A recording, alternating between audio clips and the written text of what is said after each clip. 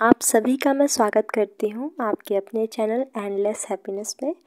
और अब मैं आपको वो बात बताने जा रही हूँ जो मेरे लिए भी बहुत ज़्यादा ख़ास है और मेरे जो अपने हैं उनके लिए भी बहुत ख़ास होगा ये बात, क्योंकि मुझे ऐसा लगता है कि बहुत सारे ऐसे लोग होते हैं जिनको आपकी खुशी से खुशी नहीं मिलती, तो उनके लिए ये वीडियो नहीं है।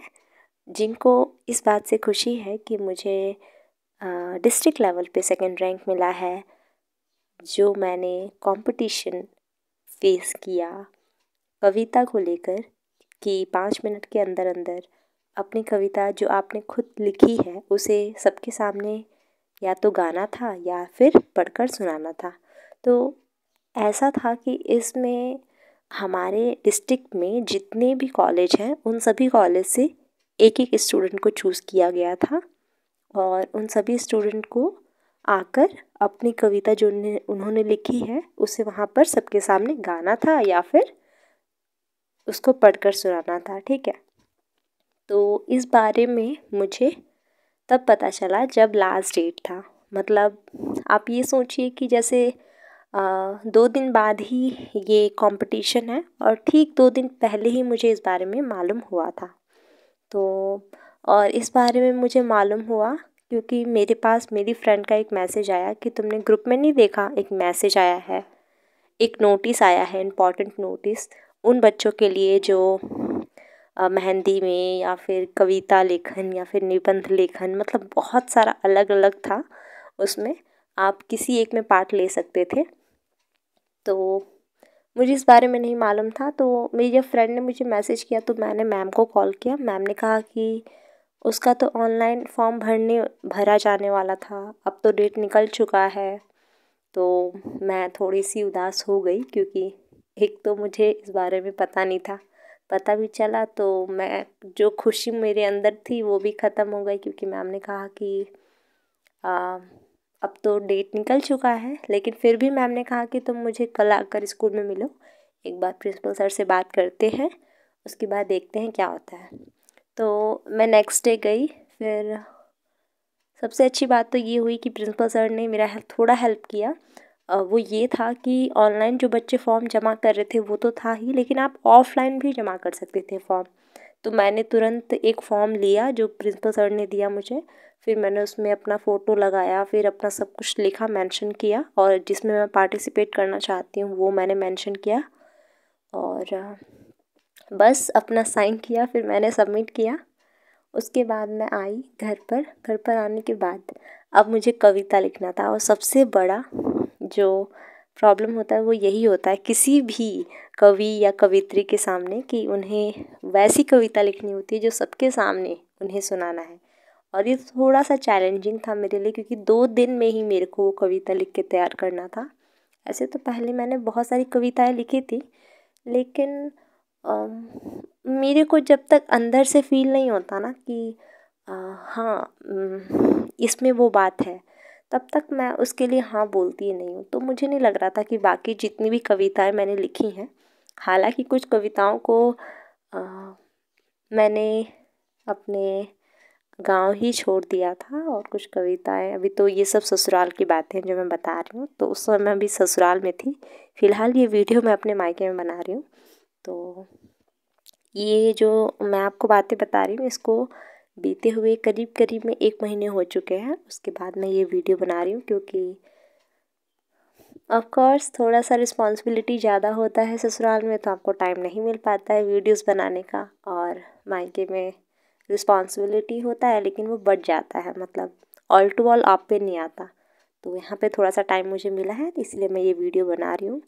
तो वहाँ पर थोड़ा सा चैलेंजिंग था मेरे लिए क्योंकि कविता मैं कब लिखूँ, कैसे लिखूँ, लेकिन तभी भी मुझे लेकिन खुद पर हंसी इसलिए आ रही है क्योंकि उस समय मैं अपने ससुराल में थी और मुझे कविता लिखना था। 2 दिन था बस मेरे पास और समझ ही नहीं आ रहा था मैं क्या टॉपिक चूज़ करूं, क्योंकि जब कोई भी कवि या कवित्री लिखता है या लिखती हैं तो कवित्री मैं हूँ।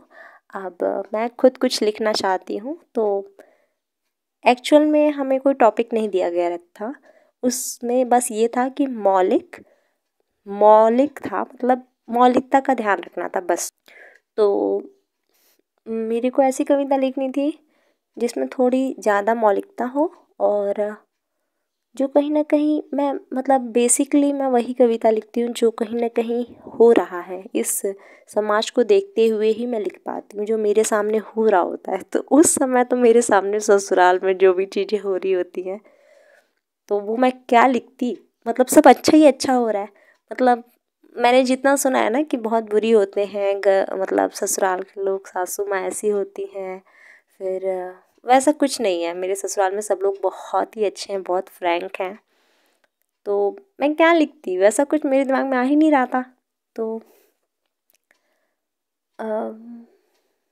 और हाँ, एक और बात, जितने भी लोग लिखते हैं उनको ये बात समझ में आएगा कि जब हम लिखते हैं कोई भी चीज़, तो या तो हमारा दिल बहुत दुखी हो फर्स्ट उस समय, या फिर हमारा दिल बहुत खुश हो उस समय। मतलब ये दो ही सिचुएशन हो सकता है हमारे लिखना, मतलब हमें लिखना तभी बनता है जब या तो हम बहुत खुश हो या फिर बहुत दुखी हो। तो एक ऐसा टाइम आया जब मैं थोड़ी सी सैड फील कर रही थी, तो उस समय मैंने ये कविता लिखा था। और कविता को मैंने गाते हुए लिखा, मतलब मेरे दिमाग में वो गाना बन रहा था। और मुझे सच में ऐसा लगता है कि कविता वही है जिसको आप गा सकते हैं। जिस भी कविता को आप नहीं गा पा रहे हैं, सिर्फ उसको बोल दे रहे हैं, और बोलने का भी लय नहीं है, बस बोल दे रहे हैं, तो वो कविता नहीं माना जाएगा। मुझे नहीं लगता वो कविता है।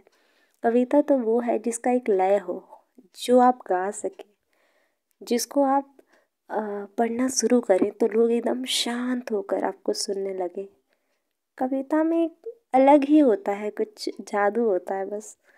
तो मैंने कविता लिखा, फिर मेरे प्यारे से हस्बैंड जी जो हैं उन्होंने मेरा बहुत हेल्प किया, और वो मुझे वहाँ तक लेकर गए। एक्चुअल में ऑल टू ऑल हेल्प तो मेरे हस्बैंड ने बहुत मुझे किया है, क्योंकि अगर उन्होंने मेरा हेल्प नहीं किया होता तो ना ही मैं फॉर्म फिल कर पाती, ना ही मैं वहाँ पर जा पाती, ना ही इतना सब कुछ मैं आपको बता रही होती अभी। तो थैंक यू वेरी मच उनको। और हाँ, ऑफ कोर्स मेरे पापा मम्मी को, मेरे पापा जी और मम्मी जी को भी थैंक यू। और बहुत लोग हैं इस कविता के पीछे मेरा हेल्प करने के लिए, लेकिन अभी मोस्टली यही लोग हैं। एक और बात है ये कि बहुत लोगों को घमंड होता है कि मैं बहुत सुंदर हूँ। अपने ज्ञान का घमंड बहुत लोग करते हैं, अपनी दौलत का घमंड करते हैं। हर एक चीज़ का घमंड होता है इंसान को, या बाई चांस कभी भी हो सकता है आपको। अपनी शोहरत को संभाल पाना सबके बस की बात नहीं होती। अगर आपके पास बहुत कुछ है तो एक उस बात का घमंड आ जाता है कि अरे मैं तो ये हूँ, मेरे पास तो सब कुछ है। तो मुझे वो घमंड कभी नहीं हो सकता है, ऐसा मुझे लगता है। और वो घमंड मुझे कभी ना हो, इसके लिए मैं लिखना पसंद करती हूँ। जब भी मैं बहुत खुश रहती हूँ, मैं बहुत ज़्यादा उदास रहती हूँ, तो मैं हमेशा लिखती हूँ। मुझे लिखना इसलिए बहुत पसंद है क्योंकि मुझे लगता है कि एक कलम के द्वारा मैं अपना सब कुछ बांट लेती हूँ, चाहे वो खुशी हो या गम हो।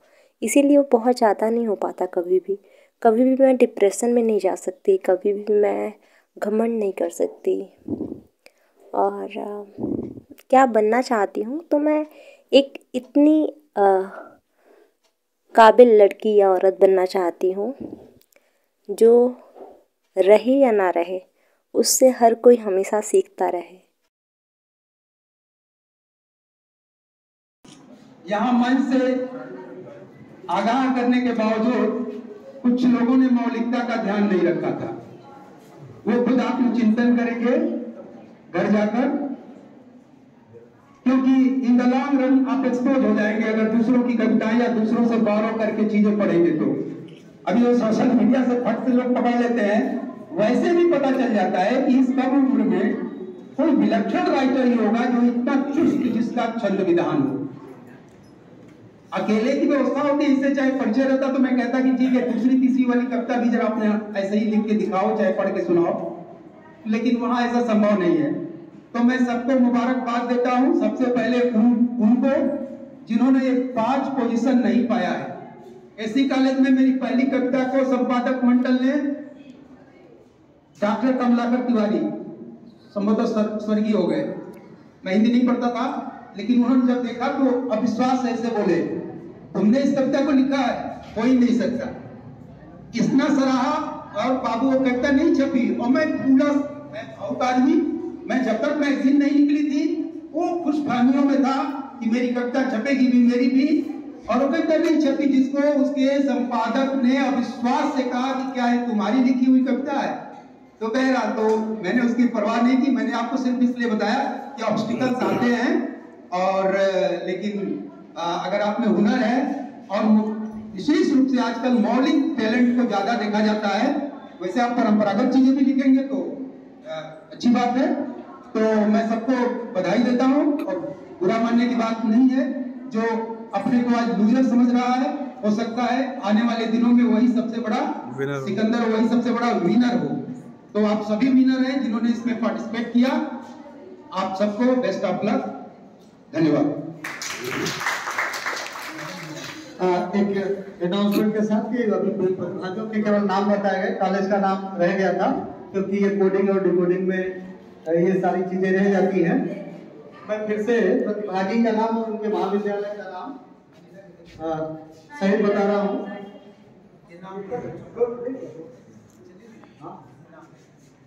कंसोलेशन पे 5वीं पोजीशन पर जो है वो PC4 रंजीत कुमार यादव, ये सतीश चंद्र कॉलेज के 5वीं पोजीशन मिली है। इन बच्चों के लिए दो नाम तारीख कर सकते। और जो कंसोलेशन प्राइज 4th नंबर पे है, 4थे नंबर पर वो PC6 जिनको कोड मिला था वो है अमृता यादव, गुलाब देवी महिला PG कॉलेज की। तो कंसोलेशन प्राइज मिला है। कौन है? अब आता है जो 1st, 2nd, 3rd में 3rd पोजीशन मिली है PC5, क्योंकि बच्चों को कोड इसीलिए बोल दे रहा हूँ ताकि कोई संदेह ना हो। PC5 जिसका है वो है अनामिका तिवारी, श्री मुरली मनोहर गाँव कॉलेज।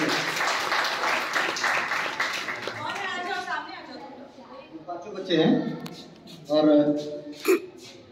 जो सेकंड पोजीशन है PC3 कोमल कुमारी, जमुना राम स्नातकोत्तर महिला महाविद्यालय, चितबड़ा गांव बलिया। और जो 1st पोजीशन पे है वो PC1 सिद्धार्थ गुप्ता, संत ब्रह्मानंद PG कॉलेज बलिया।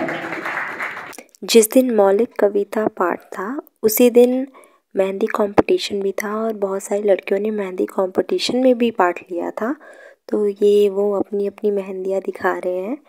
और इसमें से भी कोई 3 विनर बना था, पर मुझे नहीं मालूम कौन बना था क्योंकि उसकी रिकॉर्डिंग भी नहीं है और उसमें मैंने पार्टिसिपेट नहीं किया था, तो मैंने उतना ध्यान नहीं दिया।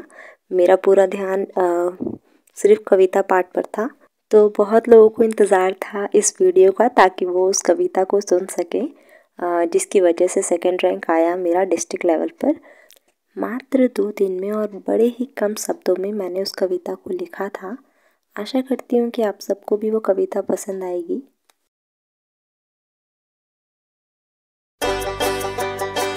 जी भर जिएंगे जिंदगी जो मिली, न कस्बे न वादे न चाहत कोई है, इबादत करेंगे तो खुद की करेंगे, फलाना करेगी चिल्लाना करे वो, जिसकी जो मर्जी करे ना वही वो, हमें क्या पड़ी है, जी भर जिएंगे जिंदगी जो मिली।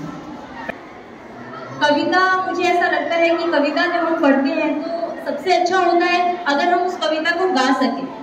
मेरे को ऐसा लगता है कि कविता वो होनी चाहिए जिसको हम गा सकें। तो मैंने जो कविता लिखी है इसको मैं गा कर आपको सुनाऊंगी। लोगों को गिरते नोट उठाते देखा है मैंने, और गिरते हुए लोगों से नजर बचाते हुए भी देखा है, और गिरते हुए लोगों से नजर बचाते हुए भी देखा है। 7 पैरों में बंद कर जब लड़की घर आती है, उसके सपने क्या है क्या हो सकते हैं कभी सोचा है, उसके सपने क्या है क्या हो सकते सकते हैं कभी सोचा है।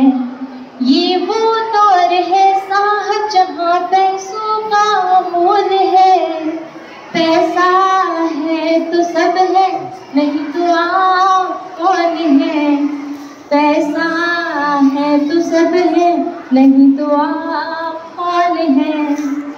सामने आके बोलने से लोग कतराने लगे हैं। डीपी और स्टेटस के द्वारा हाल बताने लगे हैं।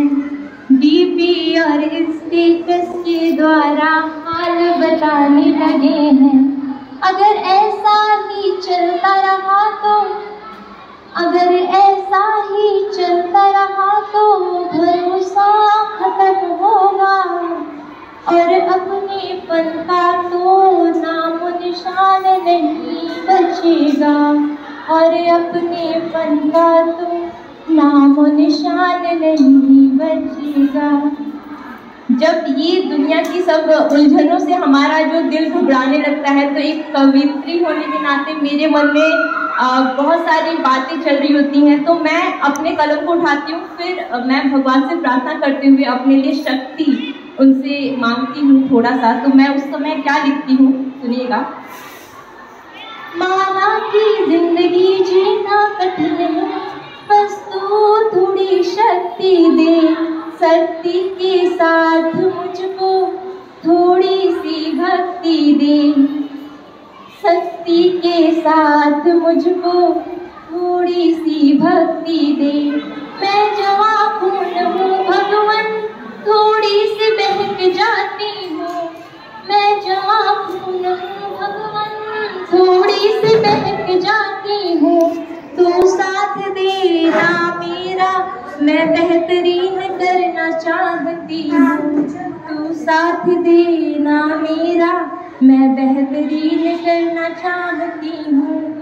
बड़ी ऊर्जा मुझ में भरी है, कहाँ इस्तेमाल करूँ मैं। इसका पता लगाना मेरे लिए थोड़ा सा मुश्किल है। इसका पता लगाना मेरे लिए थोड़ा सा मुश्किल है। और अब भगवान तो हमारे सामने आके बता नहीं सकते हैं कि आंसर क्या होना चाहिए हमारे क्वेश्चंस का, हमारे प्रश्नों का उत्तर क्या होना चाहिए। तो मैं उनसे प्रार्थना करती हूँ, सपनों में आकर तू मुझको सही राह दिखा। किस पथ पर चलूं मैं, मेरे लिए सही राह है क्या। किस पथ पर चलूं मैं, मेरे लिए सही राह है क्या। आप सभी का तहे दिल से बहुत बहुत धन्यवाद। मेरी कविता एक बार जंगल में आकर तो देखो, एक बार जंगल में आकर तो देखो, वन से मन को लगाकर तो देखो।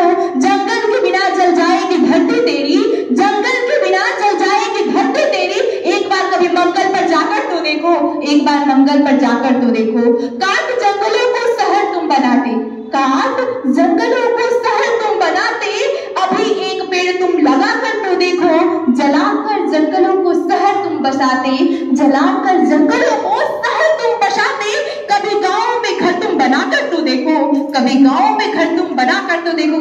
क्योंकि मैं ग्रामीण इलाके से हूँ, इसलिए मैं गांव की हर एक वातावरण और जो हम कोविड-19 में भी हम बहुत सुरक्षित थे। इसलिए कुछ आगे की लाइनें कुछ इस प्रकार है। तुम्हारे दिन बीतते हैं चट्टी और बाजारों में, तुम्हारे दिन बीतते हैं चट्टी और बाजारों में। हमारे बागीचे में कभी खाट लगाकर तो देखो, हमारे बागीचे में कभी खाट लगाकर तो देखो। गदगद हो जाएगा कोयल की रागों से, गदगद हो जाएगा कोयल की रागों से। कभी उसके धुन में गुनगुना कर तो देखो, कभी उसके धुन में गुनगुना कर तो देखो। जय जय तुम्हारी जननायक चंद्रशेखर विश्वविद्यालय। जय जय तुम्हारी जननायक चंद्रशेखर विश्वविद्यालय। ज्ञान उद्भव ज्ञान संगम ज्ञान का स्थान है, ज्ञान उद्भव ज्ञान संगम ज्ञान का स्थान है। भृगु क्षेत्र की तपोभूमि पर यह बलिया का अभिमान है, भृगु क्षेत्र की तपोभूमि पर यह बलिया का अभिमान है। जय। पथ को अपने तुम प्रबल करो, सुविचारों पर तुम अमल करो, दृढ़ निश्चय कर निरंतर बढ़ते रहो अपने पथ पर। बाधाओं से अगर डर जाओगे इस मंजिल तक तुम कैसे जाओगे। संकल्प करो रुकना ही नहीं है, दूसरा कोई विकल्प नहीं है। अभी तो ये सफर की शुरुआत है प्यारे, यह मंजिल का तो अंत नहीं है। तो क्या तुम रुकना चाहोगे, कठिनाइयों के आगे झुकना चाहोगे, कर मन को अपने निराश असफलताओं से निपटना चाहोगे। अगर नहीं तो उठ जाओ, कर्तव्य पथ पर जुट जाओ, दिखा दो सबको अभी भी तुम में जहाँ बाकी है। रुके नहीं तुम, झुके नहीं तुम, क्योंकि मंजिल अभी तो बाकी है। इल्म की तासीर का गुरूर में बदल गई, बुनियाद रिश्तों की महत्व दस्तूर में कब बदल गई, और बुजुर्गों को फकत आफत समझने वाला ये आदम औलाद ना जाने कब ये बेशुमार बन गई। जीवन के आपाधापी में जीने का तरीका छूट गया, जीवन के आपाधापी में जीने का तरीका छूट गया, माना कि थक गए सपनों। ये हौसला कैसे झुके, ये यारजू कैसे रुके। मंजिल मुश्किल तो क्या, धुंधला साहिल तो क्या, तन्हा ये दिल तो क्या हो। ये हौसला कैसे झुके, ये यारजू कैसे रुके। हम तो कहते हैं नियामत की तरह है बेटियां, जो किसी बंजर में कोई फूल वैसे ही शशि, दर्द की बस्ती में राहत की तरह है बेटियां। वीडियो पसंद आया है तो लाइक करिए, शेयर करिए और अपने दोस्तों को इसको शेयर करके ये भी दिखाइए कि हर साल ऐसी प्रतियोगिता होती है। और अगर कोई बलिया जिला से कोई भी स्टूडेंट अगर ग्रेजुएशन और पोस्ट ग्रेजुएशन कर रहा है तो वो इसमें हर साल भाग ले सकता है और अपनी काबिलियत के अनुसार रैंक हासिल कर सकता है। इससे हमें कहीं ना कहीं प्रोत्साहन मिलता है कि हम आगे अपने भविष्य में और अच्छे से अच्छा कर सकें। वीडियो को देखने के लिए आपका तहे दिल से बहुत बहुत धन्यवाद। वीडियो को प्लीज़ लाइक कर लीजिए और कमेंट बॉक्स में बताइए वीडियो कैसा लगा।